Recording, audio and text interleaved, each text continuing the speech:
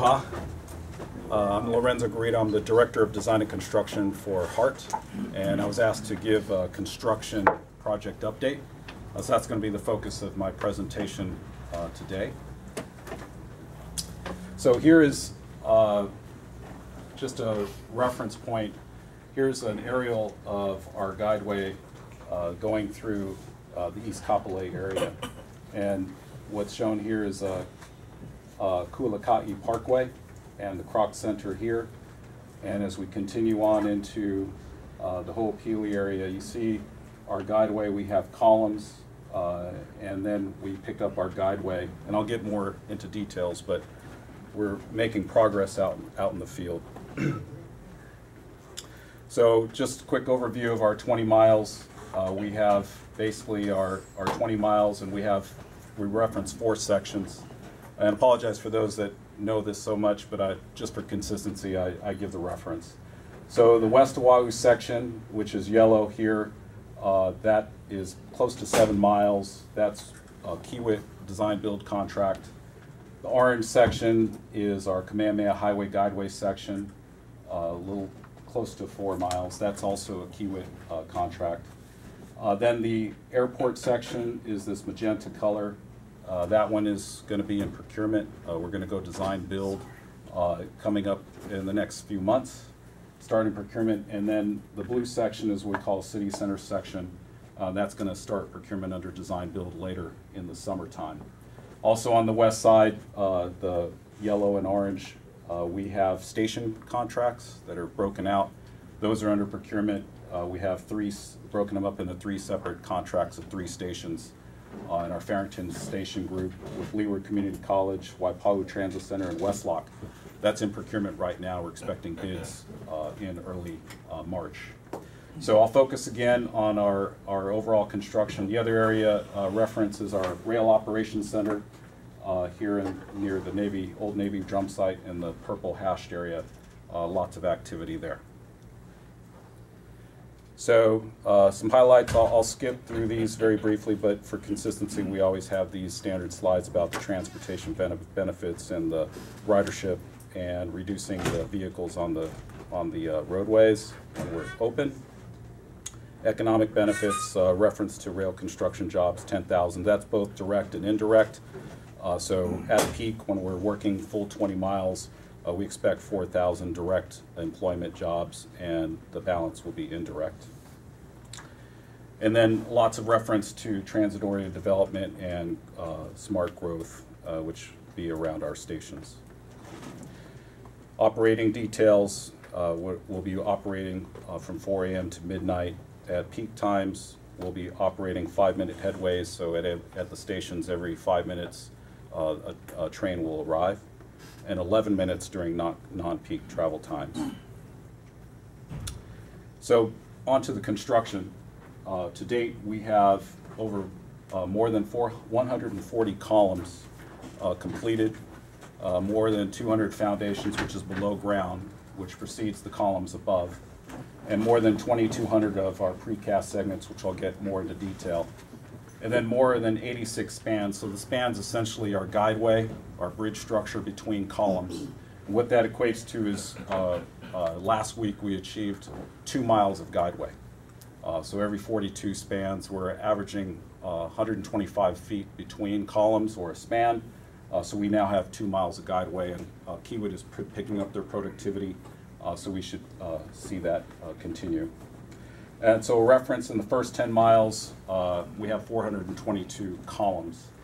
So we have a ways to go, but we're making good progress there. So here's a highlight of some of the features in and around our stations. We have at each of the stations between 4 to 6 columns have an aesthetic column wrap or treatment. And so each are unique to the station within the Ahu Pua'a and the cultural context and sense of place. Typically they would have 3 bands representing the sea, land, and the heavens. And so each station does carry that theme, but then there's uniqueness within that area. Now onto our precast segments. for efficiency and erection and minimizing the traffic, although there is significant traffic impacts regardless, but it does minimize the traffic impacts for our bridge construction. So instead of having to place false work in the middle of the roadway and have to cast those bridges in place, we're using precast segmental, which the segments can be cast off-site, and this is Kiewit's precast yard out in Kalealoa Business Park, where they cast all the segments. For the first 10 miles, there's over 5,200 segments to be cast. So they have their casting beds. They can basically get about a dozen of these segments cast every day out of that yard. And so they are trucked to the site and then lifted in place. So that's quite an operation there. Some other close-up pictures here. And then some metrics for that. Each segment on average is 50 tons.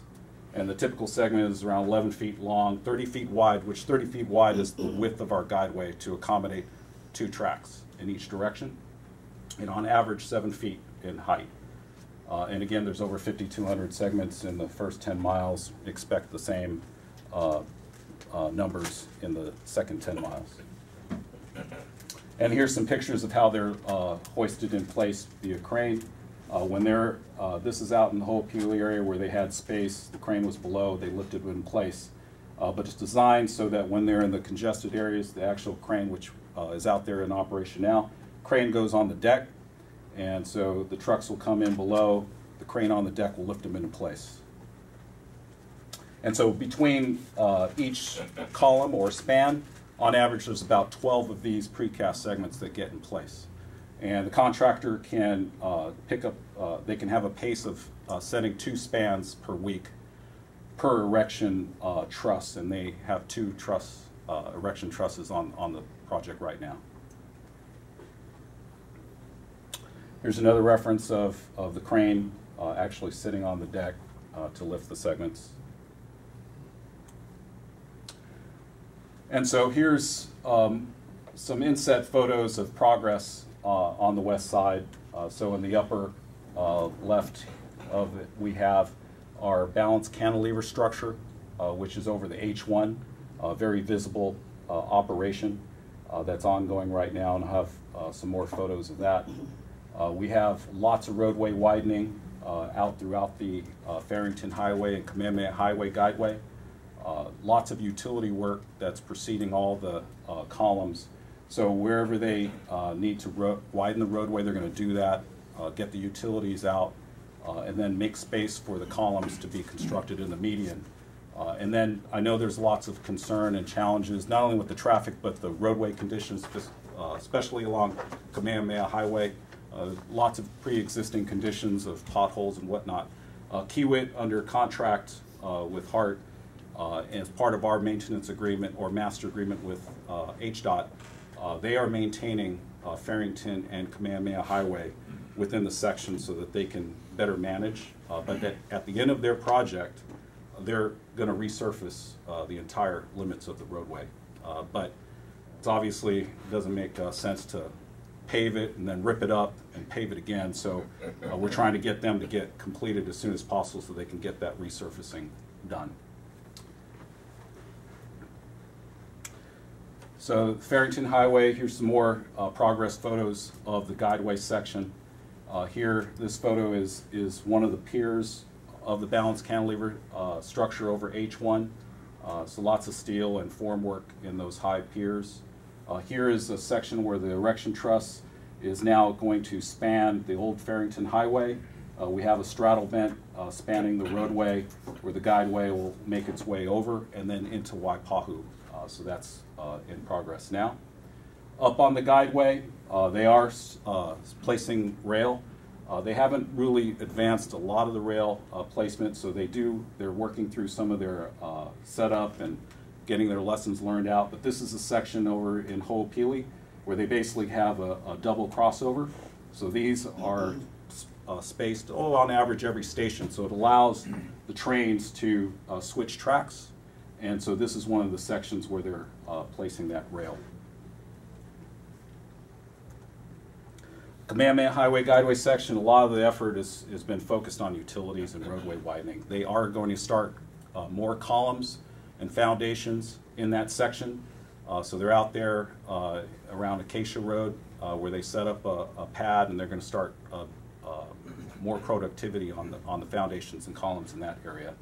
The other area that they're going to be working on is near Aloha Stadium.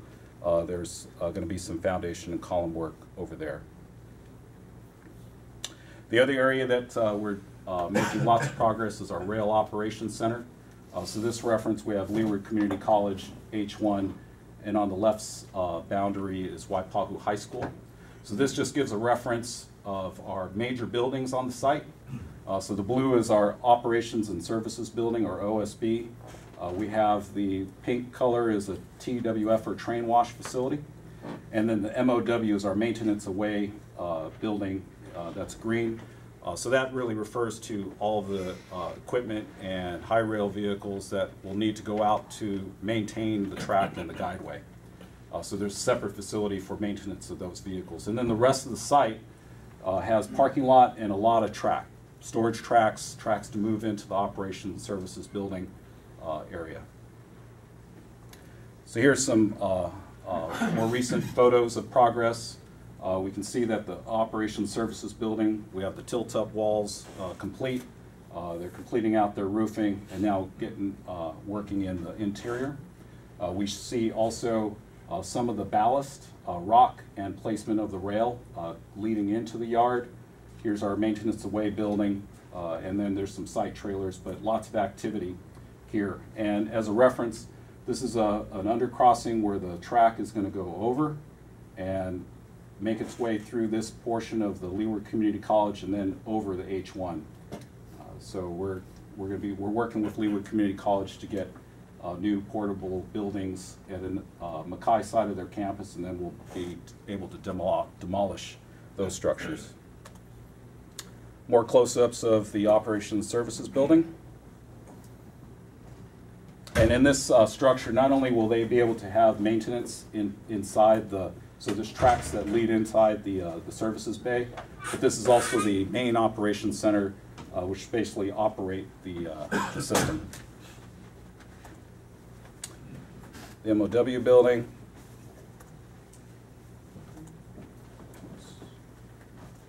Sorry, there's a little delay here.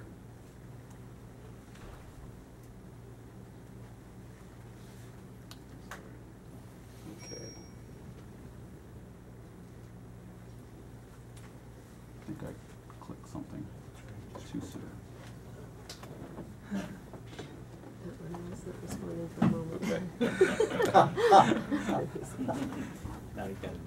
Now it's really on. There we go. There we go. Okay. Sorry. Okay.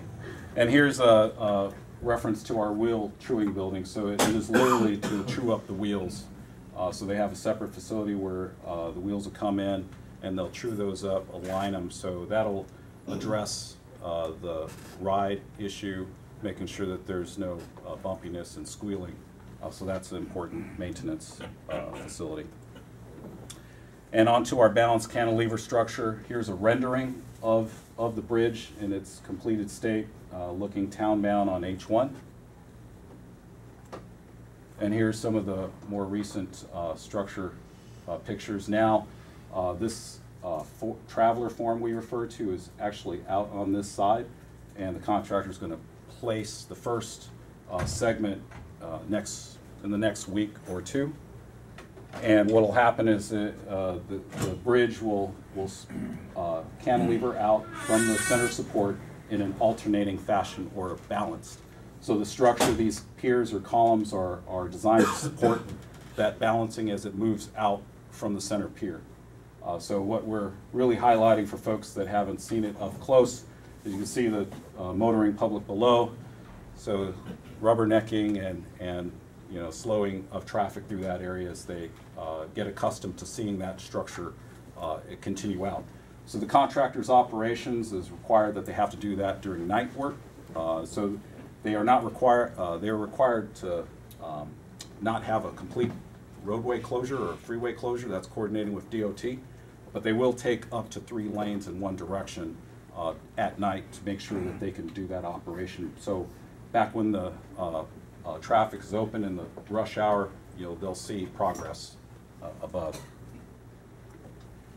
Here's the more recent photo showing out here the traveler form, and we refer to that because that'll literally travel out. So once they cast the concrete in, we'll have a set period, and then about a week or two it'll move out, and then they'll continue with their operation.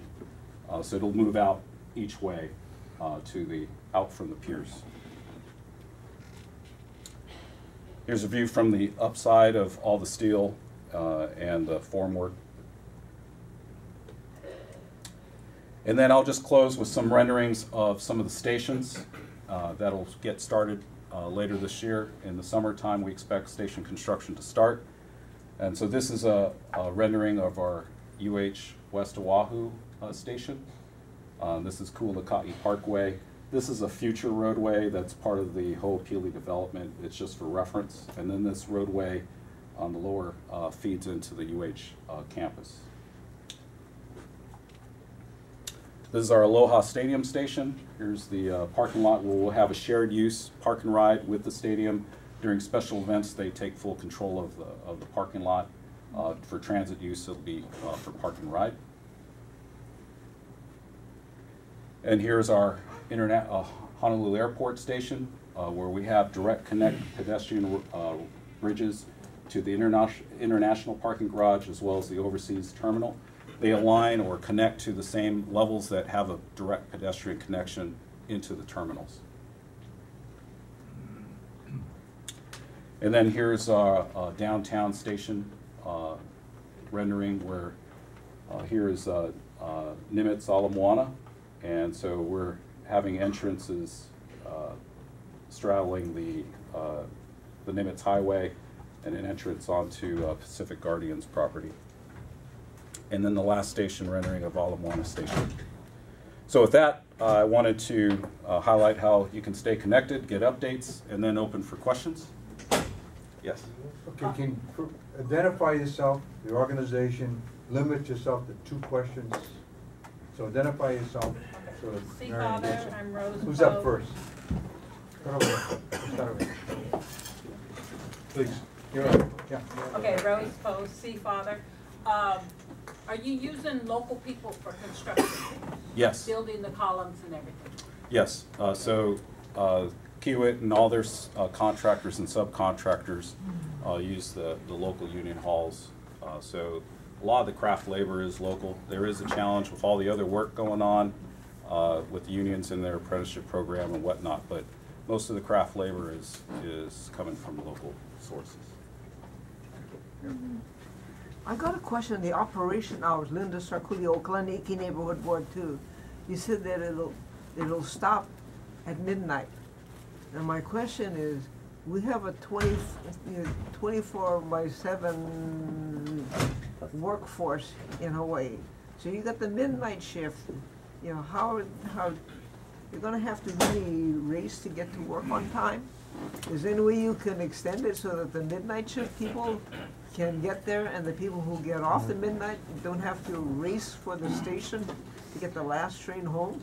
Sure, those are policy decisions for the HART board. I think that would be a good problem to have, and that means there's a lot of ridership demand. And so a lot of other systems operate 24/7. So this was initial planning, operating timelines, and it's just been programmed in our... It could be changed, it's not, yeah. That's a future decision with the policy and for HART board. And then when I was looking at your rendering does not look Hawaii friendly. It looks boxy mainland. Is there any way that the station design can be softened up so it doesn't look so sterile? Sure. There's each of the stations have an architect and design team, as well as influence for cultural context, and there's also an arts and transit program. So there is input, and I acknowledge it. You can't get a reference from this. It does appear very angular. What ends up happening is there's a balance of efficiency in the structural design, and then what you don't see here is a lot of the features and the paving patterns and the arcs in transit application. So I would say this is just a representation here. In our other stations, there's a different application, and particularly in the stations around city center, there's been a lot more emphasis to try and change it. But each design team comes up with their own ideas to try and soften and blend in with the community and the station surroundings. Okay, now my concern is not so much softening it, but it's to use our trade winds, because you're going to create a lot of eddies, you know, with all these angular things, you know, and we have this constant, you know, Mother Nature gave us a beautiful trade wind, and wind does not travel at right angles. Yeah, so you're going to create drafts, downdrafts, swirls, places for dust gathering.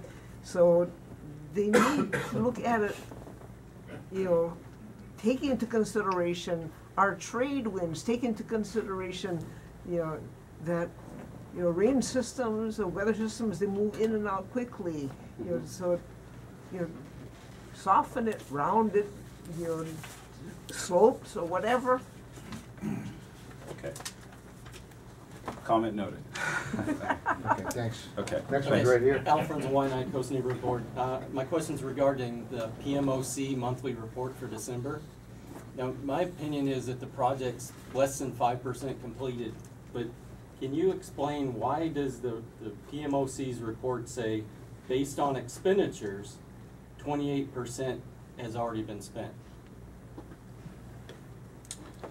So I don't have the PMOC report, but your question, so I understand, is that the PMOC is referencing a physical percent complete? Yeah, total project percent complete based on expenditures, 28.4%. It just doesn't make sense to me.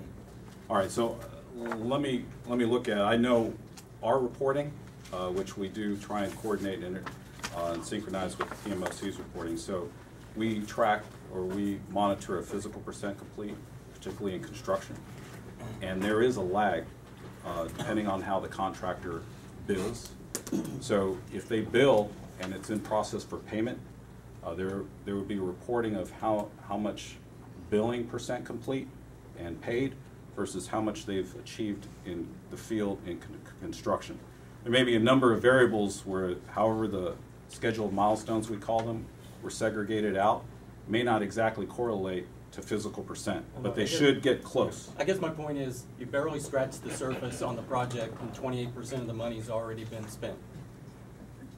Yeah, so there is overall a lot of the upfront costs for the design, and now we're seeing the construction work progress. So we would expect that to So you can get back on the website to us, and then Marion can put the response to the question too. He'll get back to us. Okay. Okay. Not on the website though, Joe. Wait a minute, here, let's see, here, and then we come back on this side, here and here. Why the rail went directly to directly past the campus? I thought the intent was to go directly to the campus, then out back to the UH Manoa, but I guess they're going to Ala Moana. Are you talking about the downtown? Yeah, right here. end? Yeah. Oh, this one? You see? This yeah. at UH West Oahu? Yes. Yeah. It's about a quarter mile more or less away from that station there. And why so far of a distance? It was really the coordination on the alignment during the preliminary engineering and environmental phase. What I understand was that there wasn't a desire to get the rail alignment in to connect directly into the UH West campus. And so that's something that I would have to defer. So is that why they went so far down and went past it then? Well, this, other than it being away from the center of UH West Oahu, this station is situated such that it at least is a shortest connectivity to the center of the campus. Well, our buses go right to the campus right now. Mm-hmm. But anyway, you know, why, how does the noise affect the two schools your work centers at? Why not Waipahu High School and River Campus? For construction or in the No, operation? during the general operation, you know, all the cleaning and steaming, and I guess a lot of things that will be going on. What kind of effect will it have on the schools that they sit between the two? So during the environmental phase, the noise was evaluated, both the maintenance operation as well as the trains in operation themselves. Within that area, for the train side, there actually is wayside lubricators installed, meaning on the ground there'll be lubricants at curves, sharp curves, that'll minimize any steel noise coming from the rail to the wheels. The maintenance operations, a lot of them are contained within the buildings. So there are interior structures, and the wheel truing building is enclosed so that they can close the building during those operations. Okay, two on this side, and then I come back to Arvid and Tom. Paul Millerado from PRP. Just wondering, in the event that the final 9 miles of guideway does not go to the current contractor, Kiewit, what will be the fate of the facility you showed us before, where they're doing their prep stuff? Okay, so if I can understand, can you repeat the sorry. question? Yeah, sorry. Kiewit's using a facility to do all its preparation. Yes. In the event that Kiewit doesn't get the final 9 miles, what's going to happen to that facility? Is that owned by Kiewit now? The casting yard, or Yeah, the casting yard. the casting yard, that is under a licensed lease agreement with Kiewit directly. In that agreement, there is an option for assignment directly to Hart. But separately from that Kiewit yard, we have reached agreement with the property owner in the same area, the Kalealoa Business Park area, for 35 acres availability. So whoever gets the contract for the subsequent contracts, they would have